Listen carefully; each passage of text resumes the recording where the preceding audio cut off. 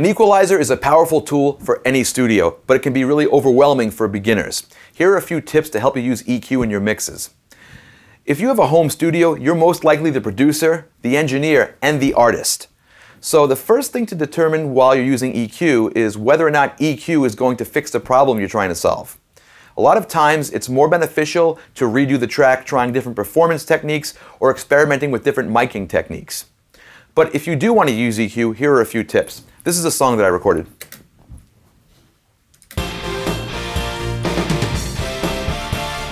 Now, one of the problems I'm having with this song is that I can't hear the bass drum. It's kind of dull sounding, and I want it to be snappier. So let's use an EQ on this. I'm going to insert the stock Pro Tools 7-band EQ on this track.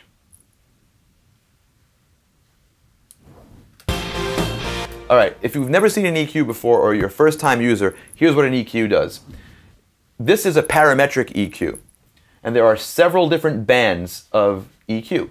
So if I boost one of the bands, you'll see it raise. I can also cut one of the bands and you'll see it lower. I can also cycle through various frequencies, and using Q or bandwidth, I can control how many adjacent frequencies are being affected. So with a wider bandwidth, more frequencies are being affected around the center, and with a more narrow band, less frequencies. So let me put this back to default. Now, a lot of people like to EQ in solo mode, so let's do that first. I'm going to solo the bass drum track. So it sounds a little dull, so let me add some high end. So over here, I have a high end shelf. That means it's going to affect all the frequencies after my frequency that I set over here. You can also change this to a bell, but I'll stick with the shelf. Okay, so that sounds pretty good. So now I'm going to unsolo it and listen to it in my track. Okay, the problem is that didn't solve the issue I was having. Now, like I said, a lot of people like to EQ in solo mode, but I like to EQ listening to the whole mix. This way I can hear how the frequencies are changing as compared to the rest of the instruments. So let me reset this again, and now I'm going to listen to it in context. Okay. The way I like to use EQ is to do a really drastic boost. And now I'm going to scroll through the frequencies until I find the one that makes it stick out.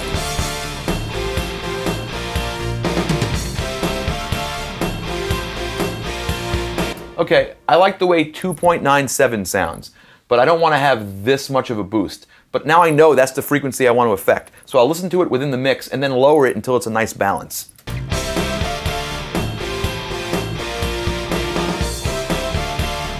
And I might make it a little narrow, a little more narrow.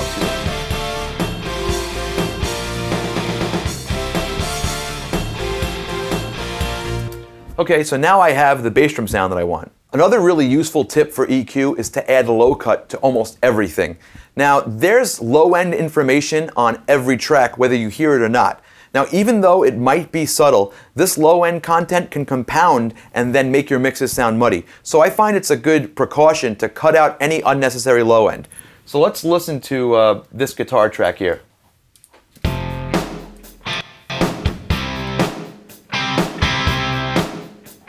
Okay, so that's a pretty nice guitar sound. It doesn't sound too beefy, but I want to get rid of the low end anyway. So I'm going to add this low cut. It's also called a high pass filter.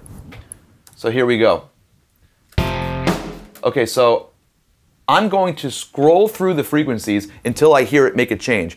We're just trying to remove anything we don't need. We don't want to thin the track out. So let's start all the way at the lowest frequency.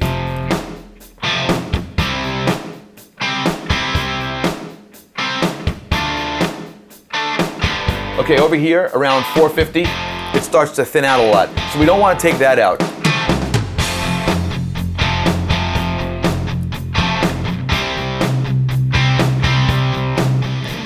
So around 200, I'm finding that it doesn't really ruin the sound of the guitar. It still sounds the way I want, but I've removed all of this extraneous low end that can ruin my mix later on, especially when compressing or limiting the entire mix. All of that stuff that you didn't hear will get louder and make the mix sound muddy. So this is a really helpful tip to put on almost all of your tracks. A lot of the times people like to boost EQ.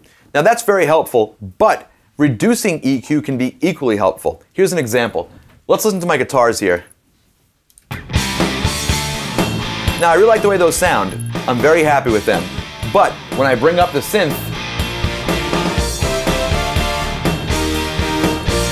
a lot of the guitar goes away. So instead of boosting the guitars to make them stick out over the synth, I'm going to reduce EQ from the synth. So let's add that same 7-band EQ to the synth.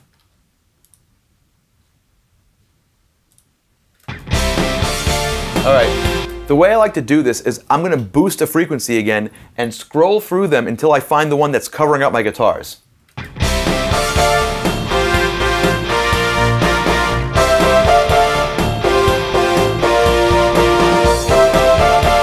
So it sounds like 800 Hertz is really burying my guitar parts. So listen to what happens when I lower that frequency on the keyboard track.